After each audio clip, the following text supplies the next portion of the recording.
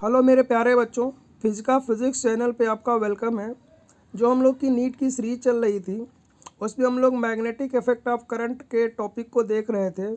उसमें एक next topic है magnetic field on the axis of the circular loop. किसी सर्कुलर कॉइल में अगर करंट फ्लो कर रहा है और एक्सिस पर कोई पॉइंट है तो उस पॉइंट पे हमें मैग्नेटिक फील्ड देखना है, कितना होगा, उसका डायरेक्शन क्या होगा। तो इसका ये डेरिवेशन है। ये डेरिवेशन तो हम पहले कर चुके हैं, ठीक है। अब इसका रिजल्ट पे आते हैं।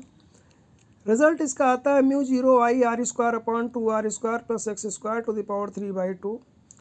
It is directed along the axis, axis के अलोंग होगा।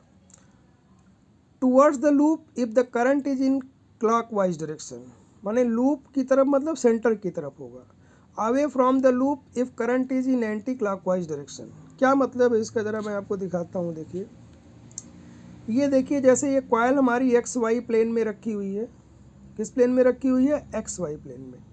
तो ये जेड प्लेन में इसका क्या होगा? जेड डायरेक्शन में इसका एक्सिस होगा। ये वाई जेड प्लेन में होती तो एक्स डायरेक्शन में इसका एक्सिस होता। ये जेड एक्स प्लेन में होती तो इसका वाई डायरेक्शन में एक्सिस होगा। तो इस पॉइंट एक्सिस पर हमने ये पॉइंट ले लिया P। इस पॉइंट पे मैग्नेटिक फील्ड की बात कर रहे हैं, मैग्नीट्यूड की और डायरेक्शन की।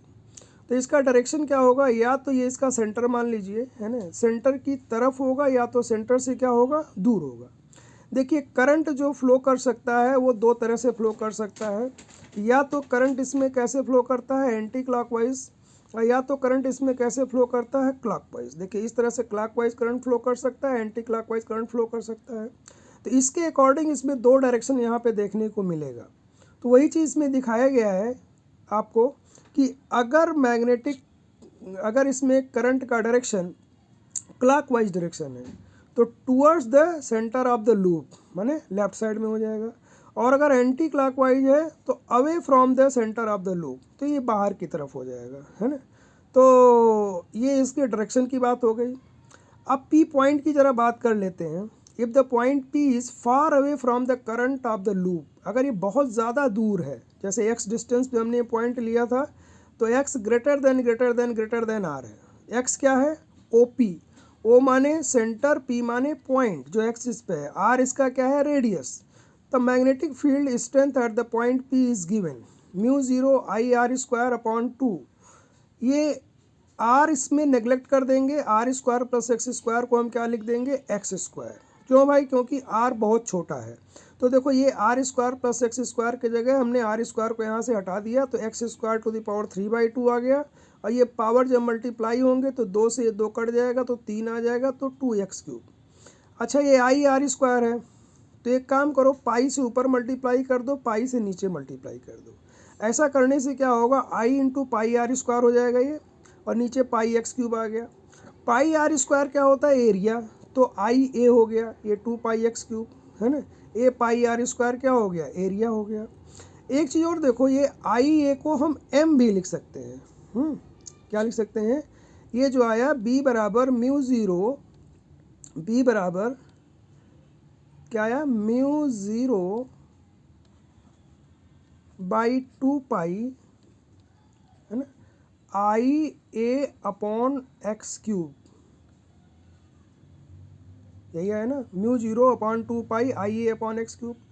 थोड़ा इसको और अच्छा लिखना चाहो तो ऐसे लिख सकते हो, mu 0 upon 4π 2ia upon x³।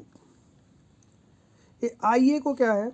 देखिए, अगर कोई कॉइल है और इसमें करंट फ्लो कर रहा आई, इस कॉइल में करंट आई है और इसका एरिया ए है, तो इसका मैग्नेटिक मोमेंट मैंने बताया था m बराबर क्या होता है? आई इंटू ए, है ना। तो आई इंटू ए को हम m भी लिख सकते हैं। मतलब ये फॉर्मूला हमारा हो जाएगा b is equal to mu 0 upon 4π 2m upon x³। ये आ जाएगा इसका, है ना, अगर इसमें करंट आई है। और एक बात का आप ध्यान रखेंगे कि ये मैग्नेटिक मोमेंट वेक्टर क्वांटिटी होता है।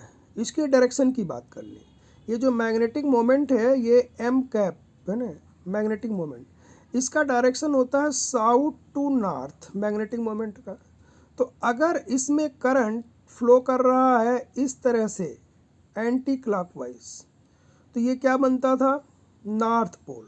क्या बनता था ये, नॉर्थ पोल, है ना, एंटी क्लॉकवाइज।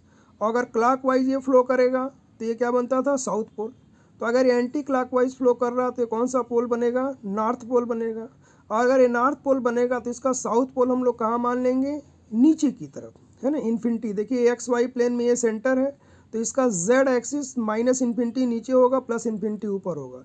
तो साउथ पोल को हम माइनस इन्फिनिटी पे मान लेंगे, तो साउथ टू नॉर्थ, बाहर की तरफ। ये मैग्नेटिक मोमेंट का डायरेक्शन यहाँ पे क्या हो जाएगा, बाहर की तरफ, जिसको हम क्या बोलते हैं, डॉट। इसी तरह अगर उल्टा करंट कर देंगे तो ये अंदर की तरफ हो जाएगा। तो मैग्नेटिक मोमेंट का डायरेक्शन साउथ टू नॉर्थ होता है। ये देखो म्यू 0/4π2m/x³ जो आ रहा है ना, याद करो इलेक्ट्रिक फील्ड में भी इलेक्ट्रिक डाइपोल के कारण फार्मूला आया था ई का 1/4πε0 2p/x³। इलेक्ट्रिक डाइपोल में वहाँ पी डाइपोल मोमेंट होता था, यहाँ एम मैग्नेटिक मोमेंट हो गया। तो उसी तरह से कुछ यहाँ पे है, क्योंकि कॉयल में जब करंट फ्लो करता है तो इसका एक पोल नॉर्थ बन जाता है, दूसरा पोल क्या बन जाता है, साउथ बन जाता है। सॉरी, एक पोल क्या बन जाएगा, नॉर्थ, और दूसरा पोल इन्फिनिटी पे हम साउथ मान लेते हैं। या एक पोल साउथ बन जाएगा तो दूसरा पोल नॉर्थ इन्फिनिटी पे मान लेंगे। तो ये बार मैग्नेट की तरह भी इसको मान सकते हैं, जैसे साउथ पोल नॉर्थ पोल हो गया, ये क्या हो गया, मैग्नेटिक डाइपोल हो गया, मैग्नेटिक डाइपोल। वहाँ पे इलेक्ट्रिक डाइपोल होता था, -q +q दो चार्ज होते थे, है ना। वहाँ हम लोग डायरेक्शन की अगर बात करें तो हम लोग नेगेटिव टू पॉजिटिव मानते थे, यहाँ क्या मानते थे, साउथ टू नॉर्थ मानते हैं, है ना। और वेक्टर फॉर्मेट में लिखें तो b vector is equal to mu 0/4π2m vector upon x³ होता है। क्लियर हो गई बात। तो इस तरह से हम लोग ये यहाँ पे मैग्नेटिक फील्ड का ये भी फार्मूला जानेंगे, म्यू 0/4π2m/x³ होगा। और मैग्नेटिक फील्ड का डायरेक्शन क्या होगा, साउथ टू नॉर्थ, या कह सकते हैं in the direction of magnetic moment. वहाँ पे क्या आता था इलेक्ट्रिक फील्ड का direction, in the direction of electric dipole moment, minus से प्लस। अब इसमें